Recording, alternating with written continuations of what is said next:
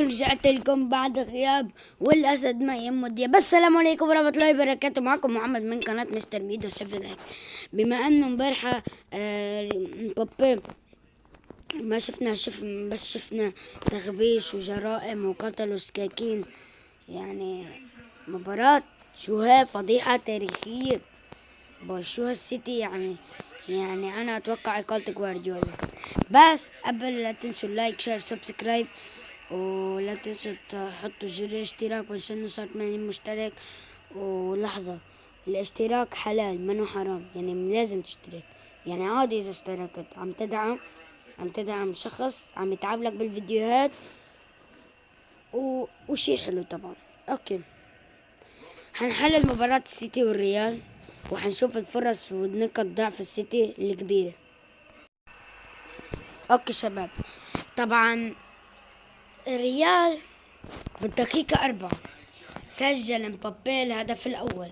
طبعا إذا أنتم ما حضرتوا المباراة بدكم ملخص المباراة، هنزلكم ملخصات المباريات وتصاميم وأشياء ورائعة، ورح نرجع لمحتوى التصميم. بس إذا بدك تشوفني عم صمم كتير، يعني كل فيديوهاتي تصاميم لريال مدريد أو أي فريق بدك إياه، روح على التيك توك. أكيد يعني روح على التيك توك، وصلونا ل 300 متابع على التيك توك لأنه صرنا 230 ولازم نصير 300. أوكي، هدف الدقيقة 4 راؤول أسينسيو، اللاعب الشاب صاحب 20 عام، يعمل أسيست للمرة الثانية. هيك أسيست نفس المسافة 48 متر. اوكي، اللي حضر تحليل المباراة كمان في يعرف انه هن حطوا انه 48 متر طول الاسيست. يعني كيف بدي لكم، رائع، هذا خارق، هذا مدافع خارق انه قدر يعمل هيك اسيست. وانه وعنده كل البرود اللي كان عنده يا راموس، وعنده الجرينتا الواضحة انه هو بيقدر يلبي دور راموس بالفريق. وجيل الجالاكتيكوس الثالث على الطريق. اوكي، قبل كل شي مبابي استغل الفرصة وسجل نفس جول عمر مرموش، يعني نفس جول عمر مرموش بالضبط. كيف سجل عمر مرموش هدف وقتها جاب الهاتريك أول جول، سجلوا نفس الجول. وطبعا دفاعات السيتي غفوة، يعني جفارديول ما فيش. روبن دياز كان نايم. روبن دياز من بعد اجته الجلطة طلع برات، بد نزل اكي، واكي طلع اضرب من روبن دياز. يعني بصراحة اكي اضرب من روبن دياز. يعني روبن دياز عنده خبرة اكتر، واكي شاب وبتعرف يعني لازم اصابة هي، يعني حرام. طيب اكبر غلط عمله جوارديولا بهيدي الماتش، نزل عمر مرموش. عمر مرموش ما بدي اقول لانه عندي جمهور مصري يمكن هون وحيزعل مني. عمر مرموش ما لازم، هو ما لازم يلعب. هو متعود على عقلية كرة القدم الألمانية، ليس على عقلية كرة قدم الإسبانية اللي عم يلعب فيها جوارديولا، اللي هي تيكي تاكا تعتمد على الاستحواذ، يعني جوا عمر مرموش ما راح يتناسب مع منظومة السيتي. بدها تتغير منظومة يعني لمنظومة مش تعتمد على الاستحواذ، تعتمد على باس واحد وهجمة واحدة، وتعتمد على المرتدات. يعني مثل ما بنشوف لعب السيتي، برناردو سيلفا، كيفن دي بروين، آه كل اللاعبين اللي فيها، اكي، روبن دياز، كلهم، رودري كمان، شفتوا انه بياخدوا الباس دغري بيلعبوا هالاند او دوكو حسب مين كان. هلا هو هالاند كان عم يلعب راس حربة وحيدا فقط، ولكن لعب هذا الماتش خلى يلعب عمر مرموش هو الراس الحربة، مع انه هو مركزه ار دبليو عمر مرموش. يعني وينجرز، يعني الوينجر لازم يلعب باس لجوا لعند السترايكر. اوكي، هلا بلا لفوا دوران مانشستر سيتي ما لعبت منيح. الله يا جبريال يا مارتينيلي حلوة. اوكي، يعني السيتي ما لعبت منيح. ليش؟ لانه هي كانت عارفة انه هن رح نخسر. جوارديولا قلب ليلى عبد اللطيف ومنشان هو قال انه نحنا راح نخسر في هذه المباراة. اوكي، قال انه راح نخسر هذه المباراة، 1% تأهل، و0% كمان. يعني يا ريت 1% اصلا، انه لو 1% احسن، بس 0%. ليش؟ ليش السيتي؟ ليش السيتي أثر جفارديول؟ جفارديول صدق نفسه، فكر حاله مهاجم، تلاقي جفارديول عم يلعب مع عمر مرموش بالهجوم. طب ليش؟ ليش غلط هذا الشيء؟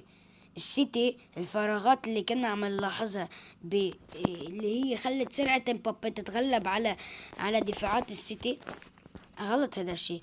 والباس كومبلت، الصراحة الباس كومبلت كلنا شفنا الباس كومبلت تاعون السيتي 77%، والباس كومبلت تاعون الريال مدريد اللي هن 89%.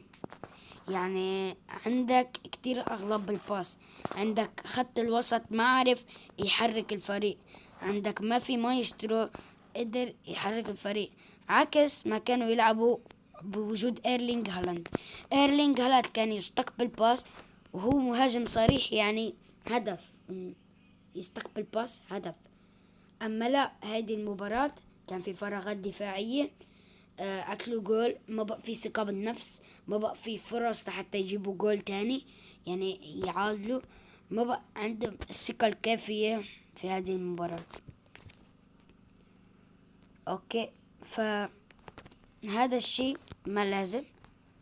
ريال مدريد كنا بنعرف انه هو نادي الجرينتا، وما يعني ما بيتركوا مجال دوري الابطال لحدا، وهو بالنهاية نادينا.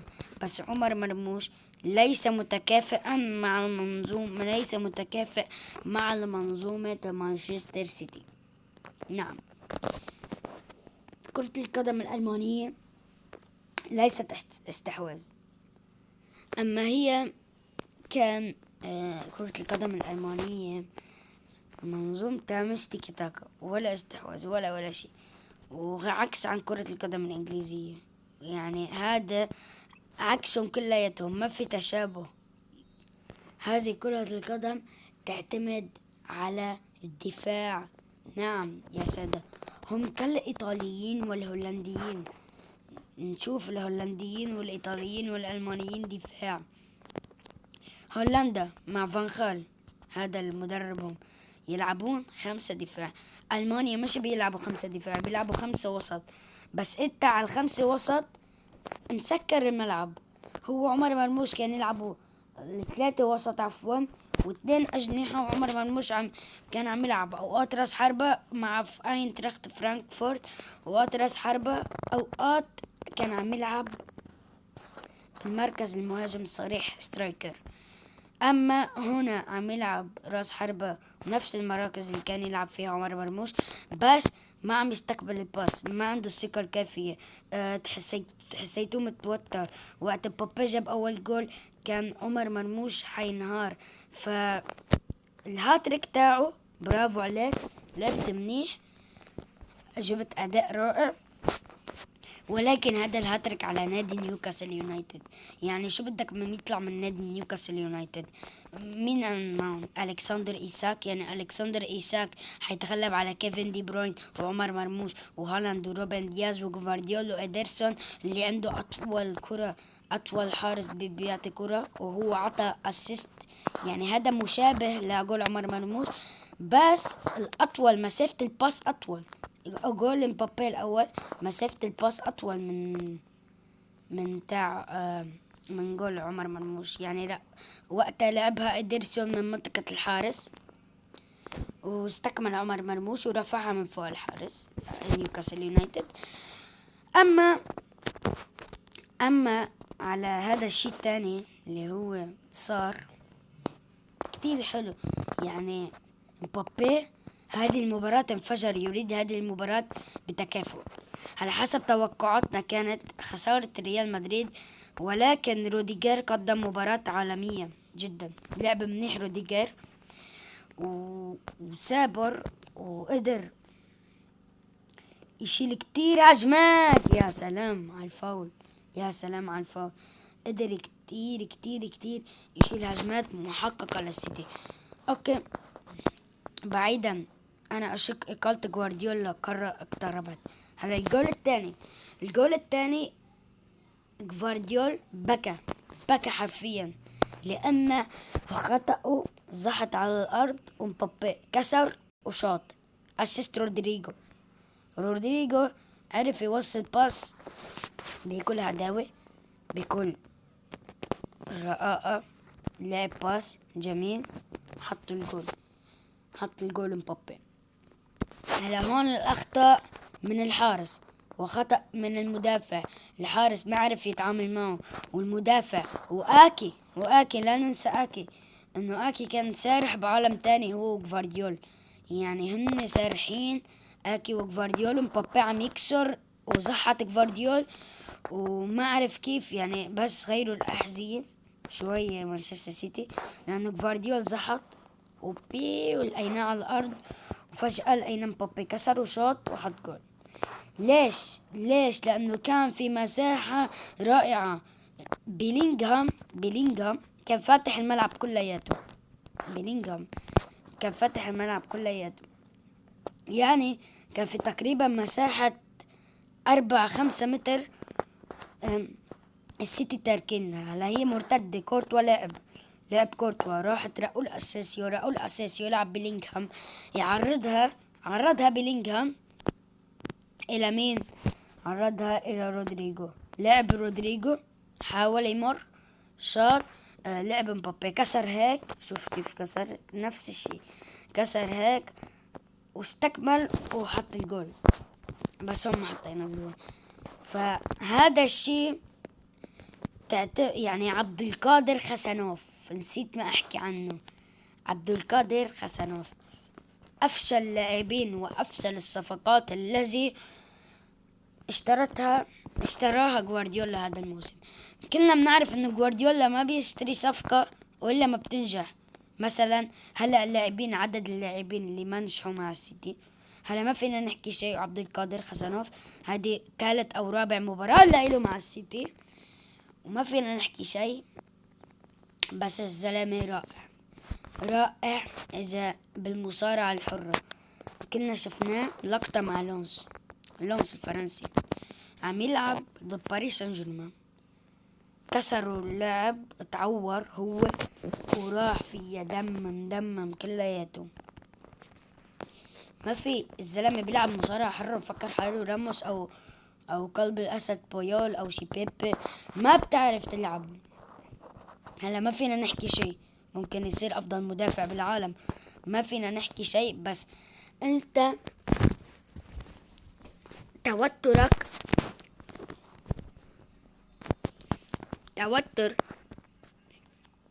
عبد القادر خسنوف، توتره والدب يعني. مثلا شفنا خطأ قدام تشيلسي، فلتت من طابة من راسه راحت لعند نيكولاس جاكسون برياحة بدون ما يفكر حتى جول. هلا هون بيقولوا الناس الخطأ على إيدرسون. وين الخطأ؟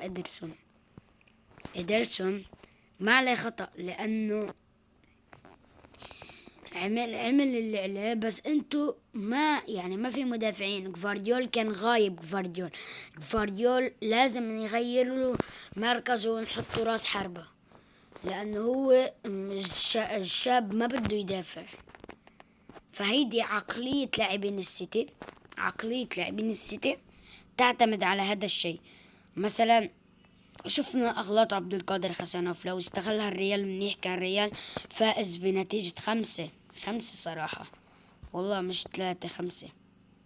بس ما عرف ما قدر، يعني توترنا شوي، عشنا عصبنا شوي. جول مبابي ريح جمهور الريال نفسيا، لأنه كان بده السيتي جولين. إما السيتي بترجع بتحمل من ماتش، بتروح بأشواط إضافية ساعة وحدة. توقعنا المباراة تستمر 1:30 بالليل، بس فجأة إجا جول مبابي التاني وفرص للسيتي خلص انقطع الفريق السيتي. وقت صارت النتيجة مجموع الماتشين 5-2، يعني السيتي بدها 3 جوال تربح نفس الشي 3-2 حتى يا دوب تقدر ترجع. اوكي نحكي على الجول الثالث. صراحة الجول الثالث في مباراة أنصار نجم الديربي لبنان.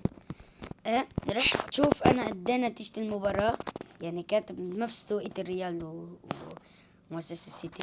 رحت شفتها لقيتها جبنا جول، يعني ان انا وحطيتها جبنا جول الانصار. اما رجعت لهونيك لقيت مبابي عم يحتفلوا هو ورودريجو والشباب. فحتى تسديد مبابي الغلط من الحارس، الغلط من الحارس والمساحة الكبيرة. يعني تسديد مبابي ما شاء الله صاروخ، صاروخ وفي مساحات شاسعة، يعني حقول ونكتارات. وتاركين مبابي لحاله، إذا حط له لكفارديول مرة تانية ويحط جول. يعني كفارديول قدم مباراة عجيبة غريبة، آكي قدم مباراة عجيبة غريبة، عبد القادر خسنوف ما قدم مباراة أصلا، ما حسيته لعب، ما شفته، لقيته بس عم يهوش للأوت، بس عم يهوش. ليش عم تهوش؟ انت متوتر. المدرب جوارديولا لازم يفكر بعقلية مدربه اللي كان مع برشلونة 2009. شو كان يعمل؟ لاعب ما عنده خبرة، ما نو لاعب دوري أبطال أوروبا، أول مرة بحياته يلعب ضد ريال مدريد. ما ينزله، لا ما ينزله، ياخد لاعب أضعف منه ولاعب ضد ريال مدريد وعنده خبرة ويصير أحسن منه. ليش؟ لأنه هون تفرق. انت عم تلعب ضد ريال مدريد، انت عم واحد دوري ابطال عم يلعب ضد 15. في فرق كتير، فرق قوي، فرق كتير كبير. يعني ما لازم السيتي عملت ماتش لل... للفضيحة. أصح الأمر مبابي كل شوي يهوش أو يراوغ مش يهوش، وخلاص جاب جول. ليش يس مانشستر سيتي؟ انا اتوقع مانشستر سيتي مصير الدوري الاوروبي او مركز خامس بهذا الدوري، مركز سادس، هذا مصير مانشستر سيتي. شفنا خماسية ارسنال ما قصرنا معهم صراحة، نحن كارسنالية، ما انا ارسنالي، ما قصرنا معهم. تمبر فتح فيهم شوارع، وها نحن بالاصابات نوانييري فتح فيهم شوارع، رايس فتح فيهم، اوديجارد، كله ما ولا نادي. اتوقع ضد الكلاسيكو ليفربول انا خايف على السيتي ما يصير لهم جلطة. عمر مرموش لازم يلعب هو هالاند، يعني اكبر غلط انه يلعب عمر مرموش لحال، لانه ليه بده مساندة هجومية. لويس دياز غير كافي لمساعدة عمر مرموش، ما غير كافي. انه لويس دياز مش لعيب، ما بيعرف، حسيته كتير بيراوغ وبيعمل لك حاله انه هو المايسترو بهذه المباراة، ولكن الاوت كل شوي تطلع منه اوت او يكسبوا منه اوت او يعملوا منه اوت. هذا لازم يتبدل. يعني دوكو صراحة جبار. مباراة 6-0 امام ابسويتش تاون ابدع دوكو، سجل جولين دوكو قبل ما يجي عمر مرموش. يعني لازم يلعب 4-4-3، جوارديولا يلعب تشكيلة 4-4-3 ويلعب عمر. هو عنده نقص بخط الوسط، فينا نقول دي بروين، يمكن دي بروينة وكم لابس عنده خط وسط. في يلعب هالاند راس حربة صريح، وعمر مرموش RW وينجر، هالاند سترايكر، ومن السوي لاعب دوكو LW. هكذا السيتي يعود للواجهة، أو بيصير عنده الضغط الهجومي اللي هو مش يلعب على الاستحواذ، يلعب على الضغط الهجومي، مش يلعب التيكي تاكا، يلعب تقنية البوسيشن مثل ما بيلعب الريال، يعني الضغط العالي على الخصم. لأنه أنت بتتوتر وقت تلعب مع الريال، لأنه هن بيضغطوا عليك لدرجة انه بيعملوا 15 فرصة على مرماك. فمشان هيك السيتي لازم يتغير طريقة اللعب. نعم يا سادة، هتغير طريقة اللعب. اذا شاف جوارديولا الفيديو وترجم حيعرف ليش ان خسروا هذه المباراة. وانا حزنت انه السيتي طلعت من الصراحة، كريالي حزنت. ليش؟ لأنه هيك قلت الأندية كبيرة. طبعا مثلا مثل يوفنتوس، اي سي ميلان خرجوا من هذه البطولة، خرجوا من هذه البطولة بسبب غلط. يعني ثيو هرنانديز سريع لاعب، شو بدك بالتمثيل؟ يعني ليش بدك، شو بدك بالتمثيل؟ ليش؟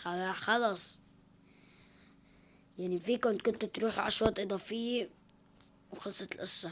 بس إلا هن بدهم يفرطوا بهذه المباراة. لا تنسوا لايك شير سبسكرايب وباي.